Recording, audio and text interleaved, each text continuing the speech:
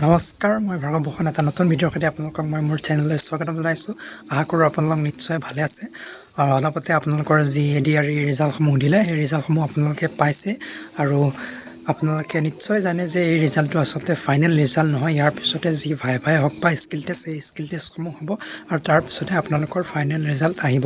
কিন্তু বৰ্তমান মিডিয়াতে হওক বা ছ'চিয়েল মিডিয়াতে যি ধৰণে বস্তুটো প্ৰচাৰ হৈ আছে, যিসকল আচলতে উত্তীৰ্ণ হৈছে তেওঁলোকক মোৰ ফালৰ পৰা শুভেচ্ছা জনাইছোঁ। চাবিও কিন্তু বস্তুটো এনেকুৱা ধৰণে প্ৰচাৰ কৰি আছে যেন এইটোৱে ফাইনেল ৰিজাল্ট হৈ গ'ল। কিন্তু আপোনালোকে নাপাহৰিব, ইয়াৰ পিছতো এটা ষ্টেপ আছে। সেই ষ্টেপটো কমপ্লিট কৰিব পাৰিলেহে আপোনালোকৰ চাকৰিটো হ'ব।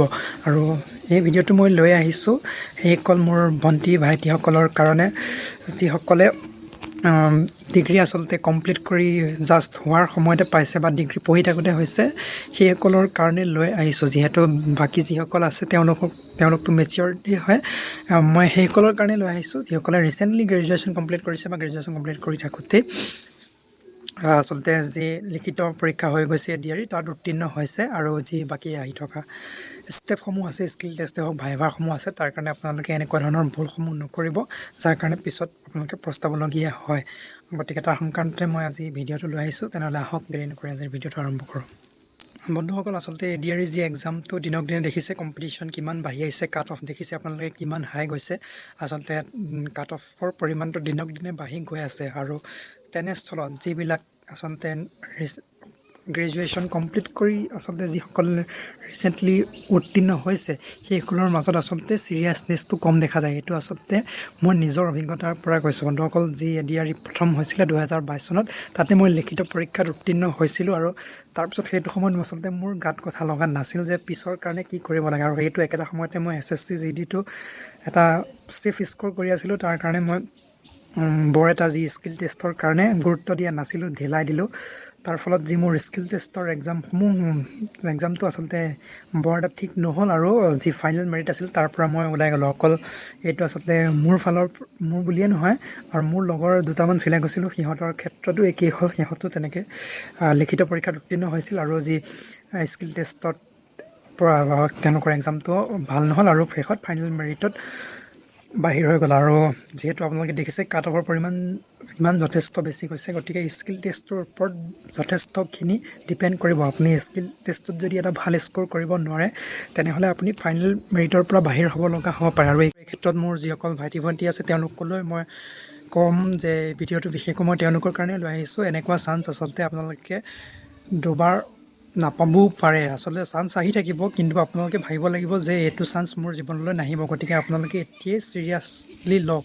যিহেতু যিসকল 25+ আছে তেওঁলোকতো মেচিয়ৰ্ড হয়, তেওঁলোকে প্ৰয়োজন কৰে যে চাকৰি এটা কিমান দৰকাৰ জীৱনৰ কাৰণে। গতিকে তেওঁলোকেতো হাড়ে সমজুৱা চেষ্টা কৰিব। কিন্তু যিসকল সৰু আছে ভাইটি ভণ্টিসকল, তেওঁলোকৰ মাজত চিৰিয়াছনেছটো বহুত অভাৱ দেখা যায়। সেইটো আচলতে মই নিজৰ ক্ষেত্ৰতে এক্সপিৰিয়েঞ্চ কৰি পাইছোঁ। বৰ এটা চিৰিয়াছনেছ নাই। আচলতে চাকৰি দৰকাৰ বহুতৰে, চবৰে দৰকাৰ, কিন্তু এইটো কথাটো আমাৰ গাত নালাগে। কিন্তু এই বস্তুটো আপোনালোকে পাহৰি যাওক যে মোৰ বহুত চান্স আহি থাকিব। গতিকে এইটোৱে আপোনালোকৰ শেষ চান্স হিচাপে আপোনালোকে ভাবি এনেকৈ আপোনালোকে যত্ন কৰক, যাতে আপোনালোকে ফাইনেল যি স্কিল টেষ্ট আছে তাতো সুন্দৰ এটা মাৰ্কছ উঠাই পেলাই সুন্দৰভাৱে আপোনালোকে ফাইনেল মেৰিটতো আপোনালোকে নিজৰ নামটো আপোনালোকে দেখা পায়। আৰু জানেই কম্পিউটাৰ টেষ্ট হয়, আৰু এইটো ক্ষেত্ৰত এটা আচলতে মই চৰকাৰলৈ যোৱাবাৰো আহ্বান কৰিছিলে যে নৰ্মেলাইজেশ্যন হ'ব লাগে মাৰ্কছসমূহ। কাৰণ শ্বিফ্টসমূহ যিহেতু বেলেগ বেলেগ আহে, আৰু কোনো শ্বিফ্টত ইজি কুৱেশ্যন আহি যায়, কোনো শ্বিফ্টত হাৰ্ড কুৱেশ্যন আহি যায়, তেনেকুৱা ধৰণৰ হয়। গতিকে এই চিষ্টেমটো SSC নিচিনা আচলতে নৰ্মেলাইজেশ্যন চিষ্টেম কৰিব লাগে, যদিও চৰকাৰে যোৱাবাৰ কৰা নাছিলে। তো আপোনালোকে যদি পাৰে এইবাৰো চৰকাৰৰ অনুৰোধ জনাব যে নৰ্মেলাইজেশ্যন কৰা আচলতে দৰকাৰ। কাৰণ যোৱাবাৰেই দেখিছোঁ বহুতৰ ক্ষেত্ৰত চিফ্ট বহুত ইজি আহিছিলে আৰু বহুতৰ ক্ষেত্ৰত হাৰ্ড আহিছিলে। এইটো ক্ষেত্ৰত আচলতে বস্তুটো ইকুৱেল হোৱা দেখা নাযায়। সেইটো বাকী চৰকাৰৰ ওপৰত ডিপেণ্ড কৰিব। আপোনালোকৰ প্ৰেক্টিচ কৰি থাকক। আৰু এতিয়া ইমান আচলতে ফূৰ্তি ফাৰ্তা কৰা দৰকাৰ নাই। যিহেতু ফূৰ্তি লাগে, এইটো আচলতে এটা ডাঙৰ এচিভমেণ্ট বুলিয়ে ক'ব পাৰি। যিহেতু ইমান লাখ কেণ্ডিডেটৰ মাজত চিলেকশ্যন হোৱাটো বহুত সহজ কথা নহয়। কিন্তু তাৰ মাজতো যিহেতু আৰু এটা ষ্টেপ আছে, তাৰ কাৰণে আপোনালোকে প্ৰস্তুতি চলাই থাকক।